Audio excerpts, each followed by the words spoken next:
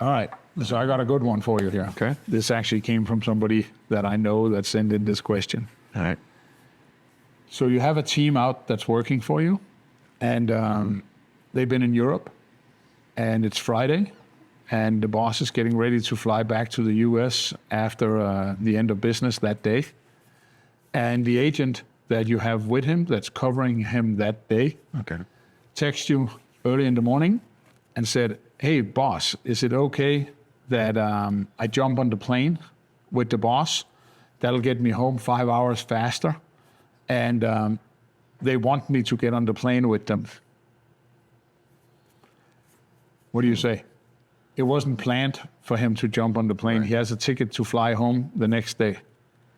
Yeah, well, my initial question is, why do they want you to? What do they say? Why do they want you to ride with them? If the client has a concern of, hey, I want you with us, I'm more likely to say yeah. But one of the things that actually, this whole context of riding in the plane, I think is kind of elusive with a lot of EP, right? Like, it is. People think like, oh, you have to be with your client all the time and everything else. No. Essentially, unless the client is flying alone, we actually try not to be on the plane with them.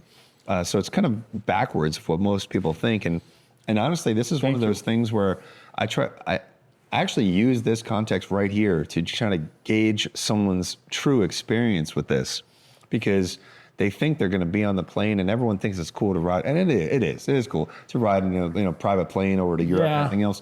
But again, here's the thing: that is such a trap. Okay, it is. It really is. So there's almost nothing good that comes from riding in a plane for 5, 6, 8 hours in close proximity with a client. 10, 12 hours even. Right. Yeah. So, there's so many things. So first of all, there's conversations that are going to develop.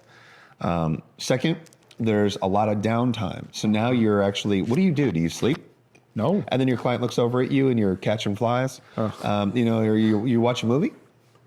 Same thing. You're over there chuckling at a movie, and there's just so many contexts to it that, so many people just don't realize until you're in that moment that there's so many negatives. And what is the positive? Yeah. What is the positive? What are you going to do? Are you going to fly the plane if something happens? No, Are you going to deflect a missile that comes at the plane? So there's not a lot of pros for a lot of negatives. So long story short, what I would say is I want to figure out why the client wanted you on the plane with them.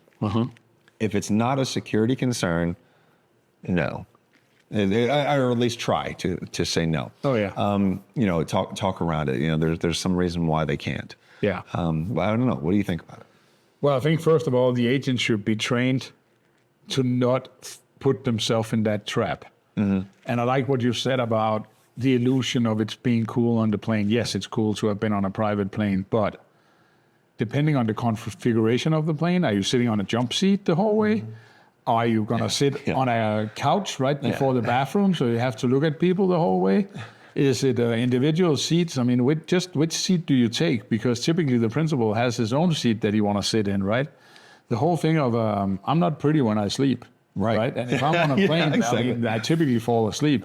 So that means I would have to fight myself to stay awake, right? I don't want to watch a movie, I might not have work to do and stuff like that, right? So I don't want to put myself in that position. And think about this, I've been doing this for 30 years. And I don't want to have potentially a 3, 4, 5, 6 hour conversation with my principal. But more importantly, I definitely don't want to have it with the principal's entourage, because they're usually the most opinionated and the people who might test you or might... when I ask you too many questions, I mean, if you know how many agents that has worked for me over the years that had put themselves in a bad light, and it starts out with like, oh, so who are you? What are you doing? Okay. Oh, what did you do last weekend? Oh, I went out shooting. Oh, so you're a gun guy, right? You see where I'm going with this? Oh, what did you do last week? Oh, I went out with the family. Oh, the family, do you have kids? You have kids, you want to see pictures?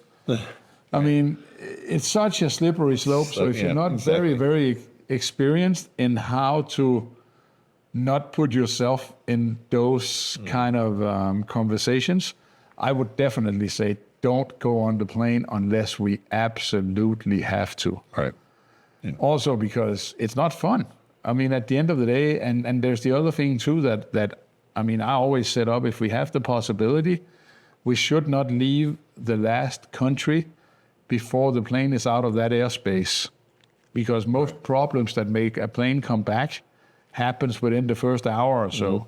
Right. And if you are on the plane, you can't do anything. I mean, even if you're sitting in a hotel waiting to fly out the next morning or later that night or whatever, you wouldn't be able to get to the airport if you need it. You could pick up if something is forgotten, whatever. So I hate when people get on the private plane with the boss too early.